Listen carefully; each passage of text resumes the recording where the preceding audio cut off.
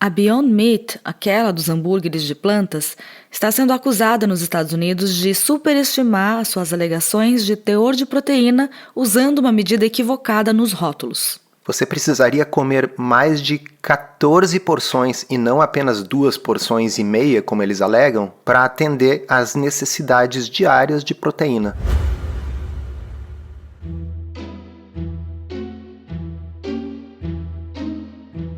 Comida sem filtro. Saúde, low carb, estilo de vida, evidências científicas e, claro, nossas opiniões. Toda semana um episódio novo e gratuito para você. Comigo, Dr. Souto. E comigo, Sari Fontana. Para ser avisado a cada novo episódio e receber as referências bibliográficas no seu e-mail, cadastre-se em drsolto.com.br/podcast.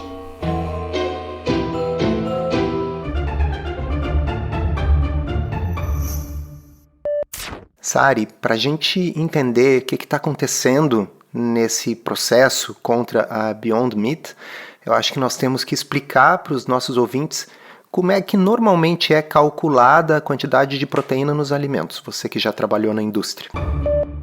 Existem alguns métodos analíticos para quantificar o teor de proteínas e o mais popularmente utilizado é o método de Kjeldahl. Não tenho certeza se é assim que se pronuncia o nome, mas foi esse que eu aprendi lá na faculdade para quantificação de proteínas.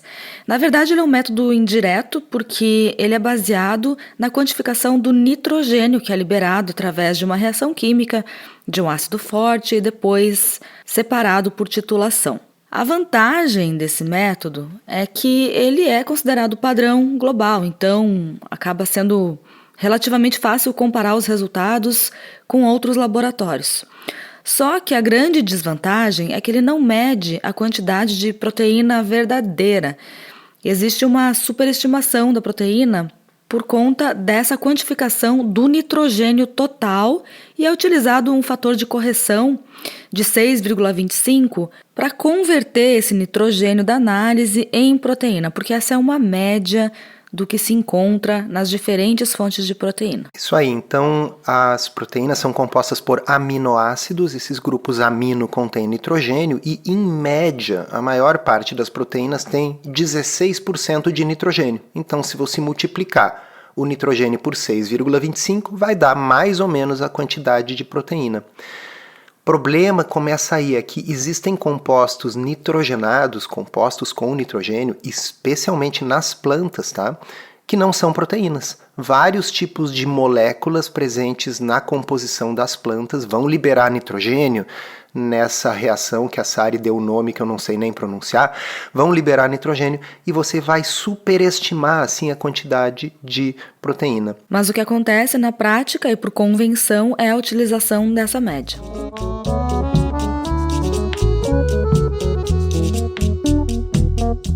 Um estudo constatou que esse método superestimou a quantidade de proteína em diferentes alimentos entre 40% e 71%, mesmo quando o fator de conversão foi ajustado. Caramba, 40% a 70%. Pois é muita coisa. Muito. Esse estudo e outros estudos também mostraram que medir proteínas baseadas em fatores de conversão de nitrogênio superestima o teor de proteínas. Isso é bem problemático, porque o valor econômico do alimento é muitas vezes determinado pela quantidade de proteína. A gente sabe que esse é um nutriente caro. Quando a gente estava se preparando para gravar esse episódio, nós lembramos nessa área de um episódio que aconteceu aqui no Rio Grande do Sul muitos anos atrás e depois foi repetido uns anos depois, que foi a fraude do leite. Explica para o pessoal como que esse método aí de estimar a quantidade de proteína pela quantidade do nitrogênio pode ser utilizado por fraudadores.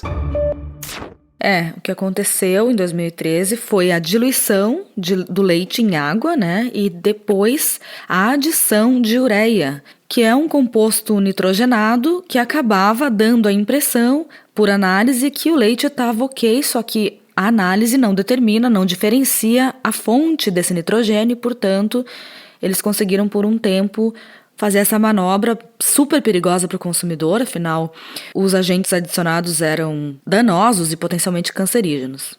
Então isso salienta bem como esse método simples e muito utilizado de só ver quanto nitrogênio tem e assumir que esse nitrogênio todo é da proteína é um método bem complicado. Mas existe uma coisa muito mais detalhada e complexa, que é onde nós queremos entrar aqui com vocês e que está na origem desse processo judicial que está acontecendo lá nos Estados Unidos. Então vamos revisar um pouquinho da ciência aí por trás das proteínas. Existem 20 aminoácidos que ocorrem naturalmente no ser humano. Alguns dizem 21, mas na realidade é um aminoácido modificado. Vamos ficar com 20. Vamos pensar nesses aminoácidos como tijolinhos, como pedacinhos de Lego que são necessários para construir as nossas proteínas. Destes 20, 9 são chamados essenciais. Por quê? Porque eles só podem ser obtidos na comida. Nós não sintetizamos esses aminoácidos no nosso corpo. Mas acontece que tem outros 6 deles que são condicionalmente essenciais, ou seja, a gente até consegue sintetizá-los a partir de outros aminoácidos, mas numa quantidade pequena, numa quantidade insuficiente. E por isso se criou mais modernamente o nome aminoácidos indispensáveis, que são esses 9 mais aqueles 6. Esses a gente precisa comer. Então, não basta comer proteína, não basta comer aminoácidos, não basta comer nitrogênio. Eu preciso ter pelo menos estes 15 indispensáveis em quantidades adequadas. Respondendo ao título desse episódio, não, as proteínas não são todas iguais. Então, um grupo de consumidores de Illinois, nos Estados Unidos, entraram com uma ação judicial coletiva contra a Beyond, fabricante dos hambúrgueres, do Beyond Meat, porque lá nos Estados Unidos a legislação diz que se um produto faz uma alegação de ser uma boa fonte de proteína, é necessário utilizar um método que avalia a digestibilidade das proteínas e o grau de presença desses aminoácidos que são essenciais. Esse score que foi criado para determinar essas coisas e cujo uso é defendido pela Organização Mundial da Saúde desde os anos 90, chama PDCAAS, que é Protein Digestibility Corrected Amino Acid Score, ou score de aminoácidos corrigido pela digestibilidade da proteína. Então, pelo que eu entendi, existe uma base de dados que é utilizada como referência, e essa base de dados ela foi construída através desse perfil de aminoácidos, que é diferente dependendo de cada fonte de proteína. Ou seja, o valor de uma proteína do leite, de uma proteína da carne, não vai ser o mesmo do valor de uma proteína de planta como o glúten, que é a proteína do trigo. Isso se dá por 2 motivos. No caso do glúten, por exemplo, porque o glúten é uma proteína de absorção ruim, então os estudos que são utilizados para fazer esse score, eles marcam radioativamente as proteínas que vão ser consumidas e medem nas fezes depois o quanto que aparece. Se a absorção foi total, não deve aparecer nada nas fezes. Se aparece bastante nas fezes, é porque não é bem digerido. E a outra coisa, também pegando o exemplo do glúten, é que vários desses aminoácidos essenciais estão presentes em pequena quantidade. Então, está faltando pecinha de Lego para fazer a construção.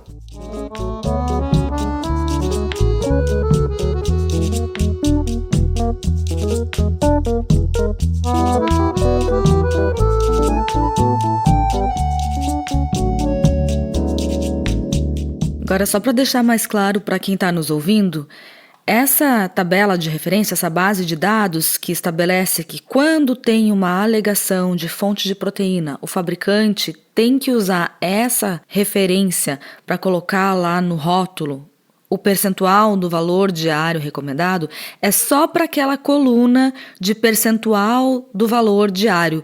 Ainda assim, na coluna em que ele fala a quantidade de proteína por porção, pode ser utilizado o método o mais popular, que mede nitrogênio total. O que é bem confuso e bem questionável, porque uma coisa não se relaciona à outra. Eu acho que isso não faz muito sentido, mas é assim que é, pelo menos lá fora. Eu vou tentar dar um exemplo para vocês para ver se fica mais claro. Quando uma proteína é incompleta, ou seja, alguns ou algum dos aminoácidos essenciais está presente em pouca quantidade ou até mesmo ausente, ou quando uma proteína é pouco digerível, como a gente disse antes, parte dela sai nas fezes, esse score fica baixo. E ele é um score que vai de 0 a 1. Como se fosse uma nota, né? Vamos ver quanto que vale essa proteína na prática. Isso. Então, se você diz que o seu hambúrguer vegano tem 20 gramas de proteína, mas essas proteínas são de má qualidade, e esse score serve para definir isso, ou de difícil absorção, digamos que eles têm um score de 0,4. Nos Estados Unidos, segundo a legislação deles, você precisaria multiplicar esses 20 gramas por 0,4 e deveria calcular que esses 20 gramas dessa proteína aí desse hambúrguer, na realidade equivaleriam a apenas 8 gramas de uma proteína de alta qualidade, como a que a gente encontra em carne de verdade, peixe, ovos ou proteína do leite. Então, voltando para o título do nosso podcast, as proteínas não são todas iguais. E o que está acontecendo no mercado? É um movimento global, mas aqui no Brasil, isso nos últimos anos, a gente já tem observado que os produtos com alegação de proteína no painel frontal estão chegando às prateleiras. E como a gente já comentou, proteína é um ingrediente caro, tem alto valor biológico. O que está acontecendo? Os fabricantes estão cada vez mais utilizando essa demanda do consumidor por proteína para vender produtos com adição de proteínas baratas e, portanto, de baixo valor biológico, só que mantendo essa alegação. A gente falou antes do glúten, né, como um péssimo exemplo de proteína. De 0 a 1, o score do glúten é 0,25. Deixa eu dar um exemplo para vocês de uma coisa que eu vi aqui, eu procurei no Google e foi bem fácil encontrar. Um pão de uma indústria famosa aqui no Brasil tem essa alegação no painel frontal. 100% integral mais proteína. O pão 100% integral mais whey protein e caseinato de cálcio é ideal para ajudar no desempenho de melhores resultados em dietas, levando a saudabilidade e sabor para todos os momentos. Com 11 gramas de proteína a cada 2 fatias, ele auxilia no fornecimento de energia e possui os nutrientes essenciais para a saúde geral do corpo. É o que o fabricante diz. Se a gente for levar isso a sério, significaria, por exemplo, que 2 fatias desse pão equivale a comer metade de um bife. Pois é, só que não. Olha por que não. Primeira coisa que eu faço, vocês já sabem, é ler a lista de ingredientes. O primeiro ingrediente é a farinha de trigo integral. O segundo ingrediente é glúten. O terceiro, sim, é a proteína do soro do leite, seguido por fibra de trigo, caseinato de cálcio, óleo de soja, açúcar mascavo e outras farinhas, tá, gente? Mas isso aqui é só para dizer que na tabela nutricional, em 2 fatias desse pão de 50 gramas, tem 11 gramas de proteínas. O fabricante fala ali na embalagem que essa proteína vem do whey protein. Só que quando a gente olha a lista de ingredientes, antes do whey protein tem o glúten. Então a gente sabe que a maior fonte de proteína desse pão não é o whey protein, é glúten. E o score PDCAAS do glúten é 0,25. Eu vou brincar, pessoal, mas é um pouco melhor do que colocar ureia no pão e dizer que aquilo ali é proteína, tá certo? 0,25 significa que 1/4 da proteína declarada efetivamente funciona no nosso corpo como uma proteína completa. Então, proteínas não são todas iguais, pessoal. Deixa eu ressaltar uma coisa para quem não está muito atento a isso, não está acostumado a olhar essas coisas nos rótulos. Toda vez que aparecer proteína do trigo, leia-se glúten. Nesse caso aqui está até escrito que é glúten. O glúten está sendo adicionado como uma forma de declarar proteínas. Está errado? Tecnicamente não está errado, porque glúten é uma proteína e ela está ali. Mas, na prática, se o que você está buscando é um alimento para te nutrir de proteínas que vai servir para o que realmente importa, na função construtora, essa é uma péssima fonte. Temos uma novidade. Para você que gosta do formato em áudio e quer aprender a se alimentar de forma saudável, está no ar a 3ª edição do podcurso Low Carb da Teoria à Prática. São mais de 25 horas de conteúdo exclusivo para ouvir onde e quando quiser. A nova versão tem conteúdo inédito, incluindo novos bônus, com convidados especiais. E você que já foi aluno do podcurso na versão anterior, agora pode fazer um upgrade para ter acesso vitalício, além de garantir todas as novidades da 3ª edição. Chega de dúvidas e frustração. Agora é hora de ver resultados. Vem com a gente aprender tudo sobre o low carb da teoria à prática. Acesse drsolto.com.br/podcurso.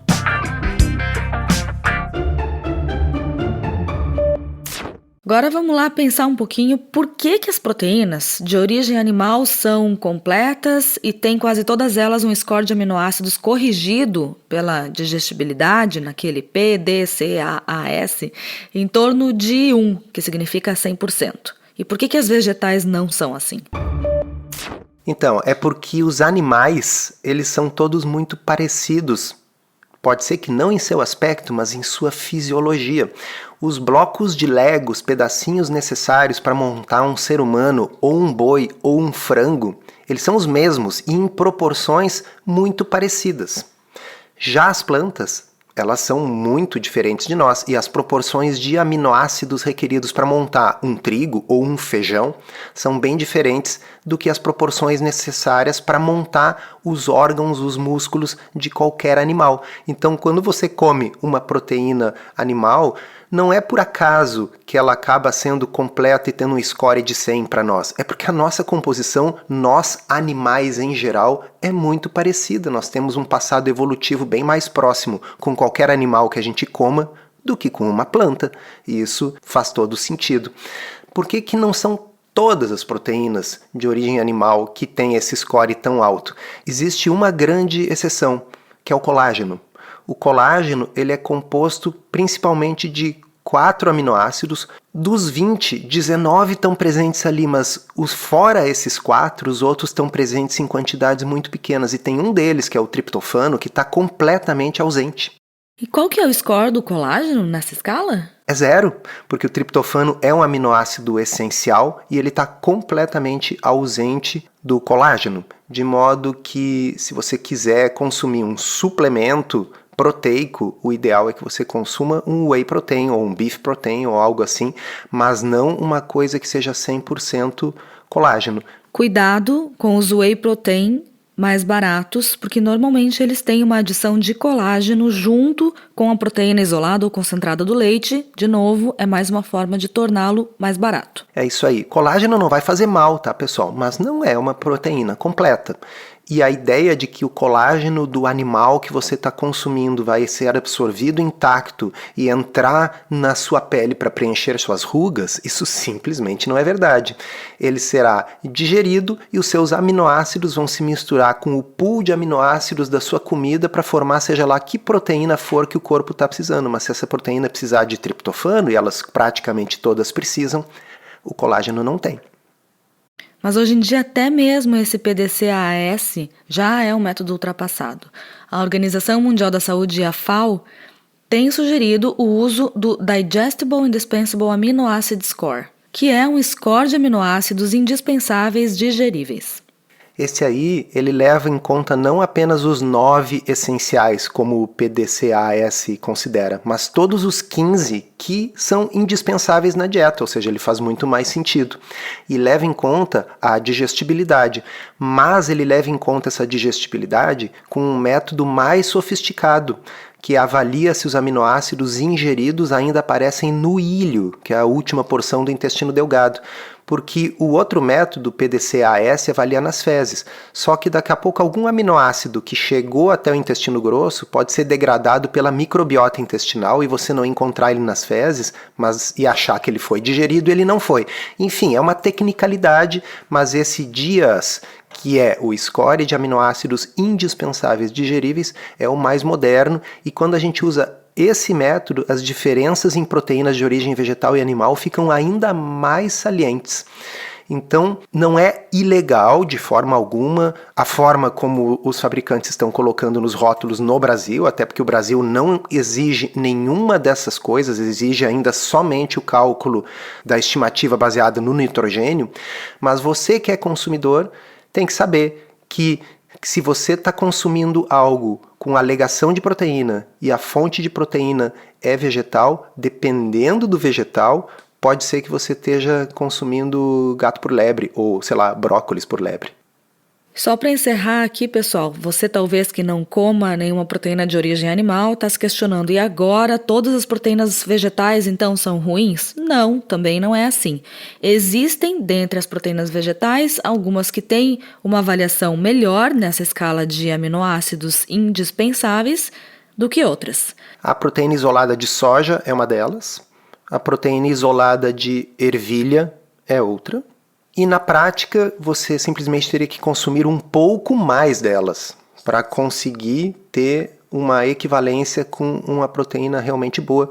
E por proteína realmente boa não há como escapar, a gente está falando das proteínas de origem animal. A grande dificuldade que eu vejo nessas matrizes alimentares vegetais que trazem essas proteínas é que se você for comer a comida in natura, a comida de verdade, é necessário um volume muito grande, por exemplo, de ervilha. Você teria que comer uma quantidade muito grande de ervilha para atingir uma necessidade diária de proteína com um bom score de classificação.